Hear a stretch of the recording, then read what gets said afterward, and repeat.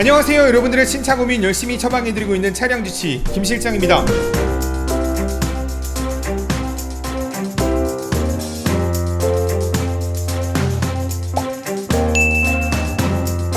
지금 이 영상 어떤 영상이냐, 첫 번째로는 장기 렌트를 진행하려고 할 때 어떤 업체를 선정해야 되는지 관련해서 1편으로 여러분들에게 안내를 해드렸고, 자, 두 번째로는 그렇게 업체를 선정을 해서 견적을 받았을 때 그 견적을 어떻게 풀어서 보셔야 되는지에 관련돼서 2편으로 안내를 해드렸습니다. 오늘 3편 어떤 거냐면 각 업체별로 어떤 특징들이 있는지, 어떤 것들의 장점이 있고 어떤 것들의 단점이 있는지를 이번 영상을 통해서 여러분들에게 안내해드리도록 하겠습니다.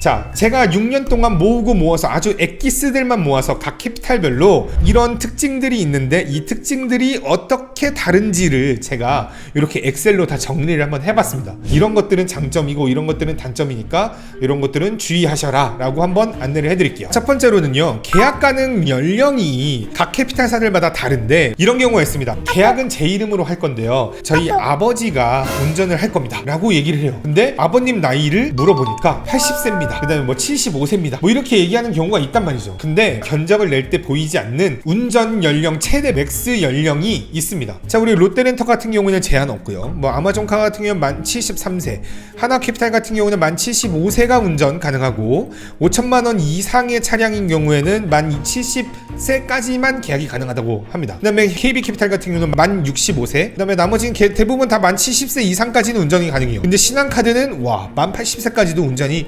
가능합니다. 네, 요 정도까지로 계약 가능 최고 연령을 이렇게 다르다라는 걸 한번 보여드렸고요. 그 다음에 금지되는 제한 업종들이 있습니다. 예를 들어서 엔터테인먼트를 받지 않는 경우가 있습니다. 근데 받는 곳도 있어요. 그런 부분에서도 이렇게 큰 차이가 있을 수 있는데, 심지어 건설업이면 SUV 차량을 계약할 수 없다라는 조건도 있습니다. 그래서 그런 부분 간단하게 살펴보면 대부분은 좀 없긴 한데, 우리 하나캐피탈 같은 경우는 주행거리를 10만 킬로 이하로 제한을 하고요, KB캐피탈 불가, JB우리캐피탈도 불가, 그 다음에 업종 업태를 정확하게 사업자 등록증을 받고서 확인하고 진행을 하는 거, 뭐 제한 없는 것도 있고, 약정거리를 3만 킬로로 하거나 장가를 뭐 올린다거나 뭐 이런 식으로 진행하는 곳들이 있으니까 이런 부분도 꼭 참고하셔야 되겠습니다. 자, 그 다음에 예를 들어서 음주운전했다가 취소가 돼서 다시 재취득한 사람들도 계약이 가능한 곳도 있고 아닌 곳들도 있어요.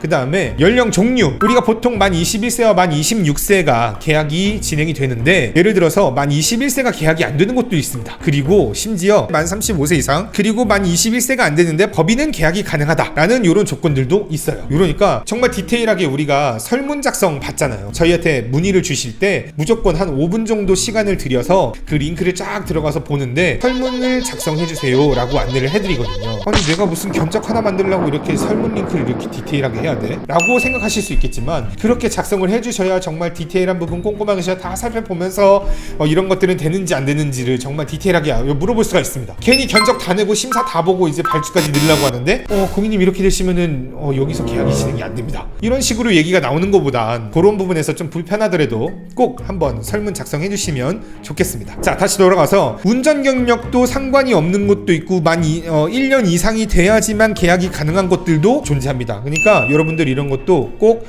확인을 해보셔야 되고, 심지어 이제 우리가 기본 운전자 관련해서 배우자가 되는 것도 있고 안 되는 것도 있고, 형제자매가 되는 것도 있고 안 되는 것도 있습니다. 그런 부분에서도 운전할 사람이 누구가 있으니까 이분들이 진행이 되는지 안 되는지까지도 꼭 확인하셔야 돼요. 자, 그 다음에 제일 중요한 건 이런 거죠. 위약금입니다. 여러분들이 이제 차량을 48개월 뭐 36개월을 운영을 하겠다라고 약속을 해서 계약서를 작성을 했는데, 중도에 해지하게 될 경우에 위약금이 엄청 높은 것도 있고 낮은 곳도 있습니다. 그게 이제 장점이 될 수도 있고 단점이 될 수 있는 건데, 롯데렌터카 같은 경우는 고정으로 39%, 뭐 이제 견적마다 다르지만 아마존 렌터카는 평균 20%에서 25%, 그 다음에 이제 그 계약 기간이 얼마 남았느냐에 따라서 이렇게 위약금률이 바뀌는 곳들이 있습니다. 그래서 예를 들면 고정 39%로 나오는 위약금은 생각보다 좀 높습니다. 그리고 위약금률이 가장 높은 곳은 현대캐피탈입니다. 현대캐피탈 같은 경우에는 여러분들에게 장점이 될 수 있을 만한 전손 면책금이 있고 그 다음에 사고 시 대차를 무조건 제공해주는 그런 장점들이 있지만 3년 이하로 쓰셨을 경우에는 이렇게 남은 월 임대료의 49%를 내야 되는 단점이 존재를 합니다. 그 대신 또 이런 장점도 있습니다. 여러분들이 운전을 하다가 고객님 과실로 인해서 사고가 났는데 고객님이 다쳤을 때 운전한 사람의 치료 비용을 우리가 자기 신체 사고라고 해서 사망시 1억, 부상시 1,500만 원 한도로 내서 기본적으로 저희가 견적을 쭉 내드리고 있는데 어떤 취급사에 따라서 자기 신체 사고보다 더 높은 특약을 가입할 수가 있습니다. 자기 신체 사고는 부상시 1,500만 원이라 써져 있지만 고객님이 병원비로 막 100만 원이 나왔다 하더라도 1에서 14등급으로 나눠서 100만 원을 다 안 주고 일정 부분만 주는 경우가 있습니다. 그런 거를 전액 다 지원을 해주는 게 자동차 상해라는 특약인 건데 그거를 가입할 수 있는 곳이 있습니다. 레드캠 렌터카 가입 가능하고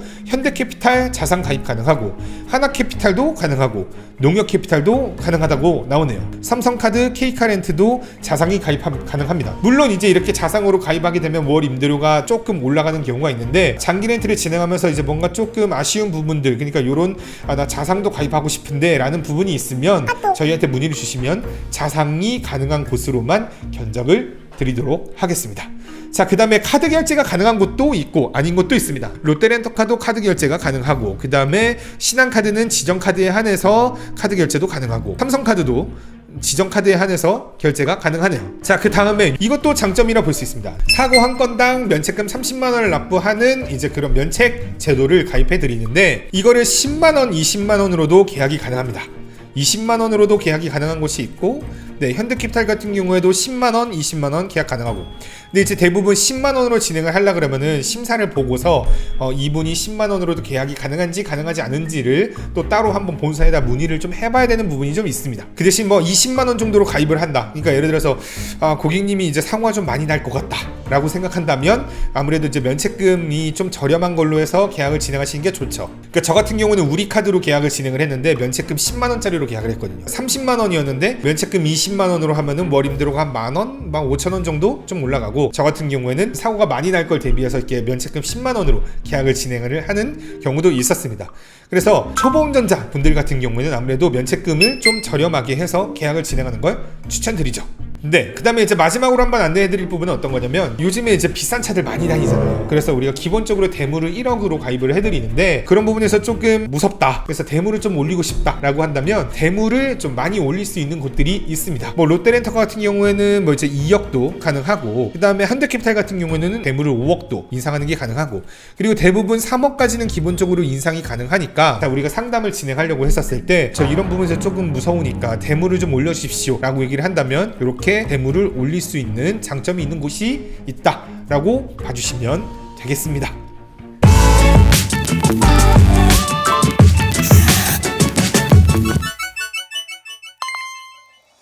네, 이렇게 장기렌트 주의사항 3편으로 각 취급사별 특징 그리고 장점과 단점 관련해서 제가 엑셀표로 오토브라더스의 대동여지도라고 표현을 하는데요. 이거를 한번 살짝 좀 한번 보여드렸습니다. 여러분들이 이제 상담을 진행하려고 할 때 이런 부분들을 꼼꼼하게 확인을 하셔야 된다라고 제가 한번 여러분들에게 안내를 해드리도록 하고요. 이런 부분에서는 제가 이게 표를 좀 공유하기가 좀 어렵습니다. 상담을 하면서 이런 부분들에 대해서 좀 물어봐 주시고 그 다음에 저희도 물어봐 드릴 테니까 상담을 저희가 아주 이렇게 깔끔하게 철저하게 해드린다 라는 정도로 한번 소개를 해드리도록 하겠습니다. 자, 여기까지 장기렌트 주의사항 관련해서 설명을 한번 드렸고요. 그 다음에 또 주의할 사항들 아직까지도 쭉 있으니까 우리 장기렌트 주의사항 관련해서 궁금한 것들이 있으면 남겨주시고, 자, 이번 영상이 도움이 되셨다면 아마 도움 되셨을 거예요. 좋아요와 구독 같이 한번 부탁드리겠습니다. 감사합니다.